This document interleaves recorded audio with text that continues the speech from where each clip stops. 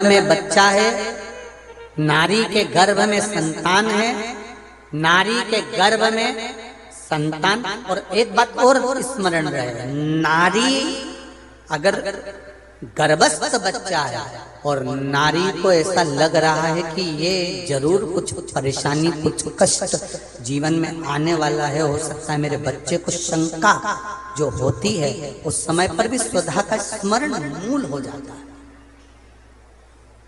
स्वधा का स्मरण मूल हो जाता है। हम तो कहेंगे, कई लोगों ने भ्रम पैदा कर रखा है, कई लोगों ने भ्रम पैदा कर रखा है। कई महाराज लोग कह देते हैं कि जब गर्भ से नारी रहे तब शंकर भगवान को ना छुए, शिवलिंग का स्पर्श ना करे, शंकर जी को छुए नहीं।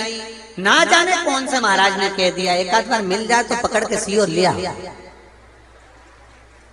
जिसने कहा, जब शिव महापुराण की कथा कर रही है, अकाल मृत्यु वो मरे जो काम करे चंडाल का, और काल उसका क्या बिगाड़े जो भक्त हो महाकाल का। जो शंकर का उपासक होता है, शंकर का स्पर्श करता है, शिवलिंग का मात्र स्मरण, केवल स्मरण, केवल स्पर्श करता है, तो कहा उसके कौटि कौटि पाप छिन्न हो जाता है। तो गर्भस्थ नारी, अरे भाई, लिंगायत संप्रदाय का वर्णन हिंगोली से करा था, परली से करा था कि लिंगायत संप्रदाय में शिवलिंग को मानते हैं।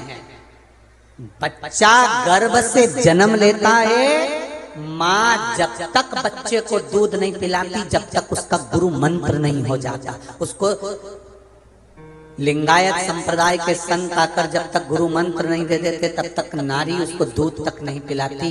यहां तक वर्णन, विचार करिए जरा। तो फिर कौन ने कह दिया कि शंकर भगवान के शिवलिंग को छूना नहीं चाहिए, गर्भवती नारी को स्पर्श नहीं करना चाहिए? और कौन सी पुराण में लिखा है, कौन से शास्त्र में लिखा है?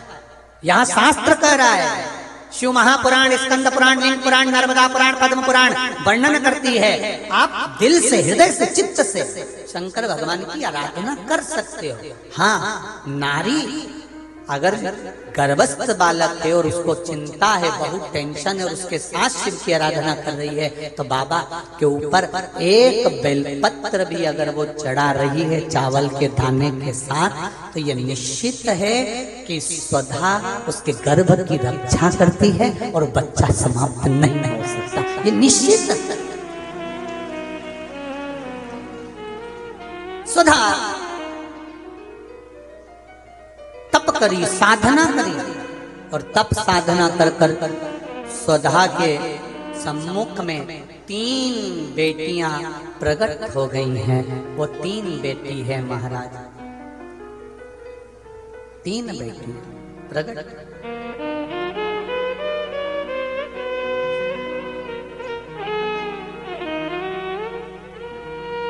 महाराज मैना, धन्या और कला, ये 3 बेटियों का प्रागट्य सम्मुख में हो गया। आप देखेंगे कल की कथा में कि मैना, धन्या, कला, इन तीनों के नाम से जिसको स्वप्न में सांप दिखते हो, मरे हुए व्यक्ति नजर आते हो, या घर में बार बार घात आ रही होती है, तो पितरों की 3 लड़कियां, मैना, धन्या और कला, इन तीनों के नाम से पीपल के पत्ते की बंदरवाल कैसे बांधी जाती है, जिससे घर में सांप भी नहीं निकलते, स्वप्न में सांप नहीं दिखते, और घर में कोई गलत कार्य नहीं होता। जैसे बच्चे गलत संगत की ओर नहीं जाते, मदिरापान, जुआ, वैश्यावृत्ति, इसकी ओर ना जाएं। वो कथा कल की कथा में लेंगे और पितरों की बेटियों के चरित्र को आगे बढ़ाएंगे। तो आज यहाँ पर भगवान गणेश जी महाराज का